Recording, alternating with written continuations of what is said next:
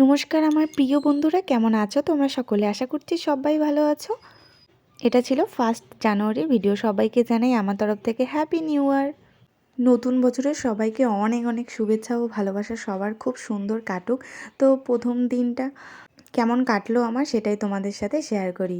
ওই প্রত্যেক দিন আর 5টা দিনের মতো কিন্তু ওই যে সকালবেলা উঠে বাড়ির সমস্ত কাজ কমপ্লিট করে এখন এক গ্লাস গরম জল খেয়ে নিচ্ছি। আর এদিকে বর্মশাই এখন ঘুম থেকে উঠলো, দেখো ঘড়ির কাঁটায় কিন্তু এখন বাজে 10:30। ওই তো ক্যালেন্ডার, দিন, পঞ্জিকা এসবই বদলেছে, তাছাড়া নতুন করে কিছুই বদলানোর নেই।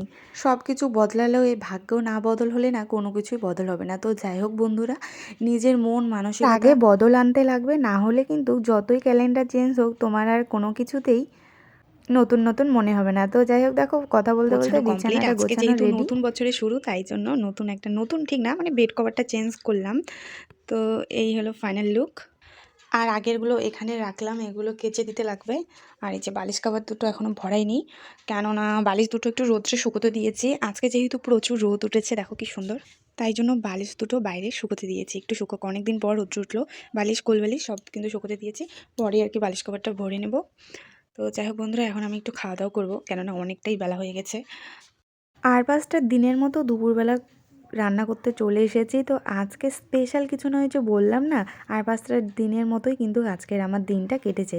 তবে কালকে যেহেতু এত হেভি খাবার খাওয়া হয়েছে, মানে এই যে চিকেন পোলাও, এই জন্য আজকে খুবই সিম্পল রান্না। তবে আজকে আমার মনের পছন্দের ডাল রান্না করেছি, যেটা হলো বুটের ডাল। সব ডালের মধ্যে বুটের ডালটা আমার খুব পছন্দ। আর এখানে বাঁধাকপির ঘন্ট করব, যার জন্য বাঁধাকপিটা একটু গরম জলে আর কি ভাপিয়ে নিচ্ছি। তো এখানে দুটো বেগুনও দিয়েছি, তা ও দুটো আর আলাদা করে নিয়ে একসাথে ভাপিয়ে নিচ্ছি। আর এইবারের বছরটা না খুব ভালো একটা দিনে শুরু হয়েছে, বৃহস্পতিবার, মা লক্ষ্মীর দিন। তো আজকে যেহেতু বৃহস্পতিবার নিরামিষ, তাই জন্য আর অন্য কিছু আনেনি। দেখো এইদিকে কিন্তু ভাত আমার হয়ে গিয়েছে, আর এখানে সামান্য একটু আদা আর জিরা বেটে নিয়েছি। আর এই বুটের ডালে কিন্তু একটু আদা না দিলে মানে একদম যেন ভালোই লাগে না, আর সাথে যদি একটু গরম মশলা থাকে। তো দেখো রান্নাঘরে না প্রচুর ঠান্ডা লাগছিল, তাই রান্না করতে করতে আবার সোয়েটারটাও পরে নিলাম। তো দেখো রান্না কমপ্লিট। আর ওই যে প্রত্যেক দিনের মতো শাশুড়িমাকে আগে খেতে দিয়েছি, আর এখানে দেখো দুজনের জন্য বেড়ে নিয়েছি। আর এখানে একটা ফটো তোলার জন্য কিন্তু এরকম পাশাপাশি রেখেছি।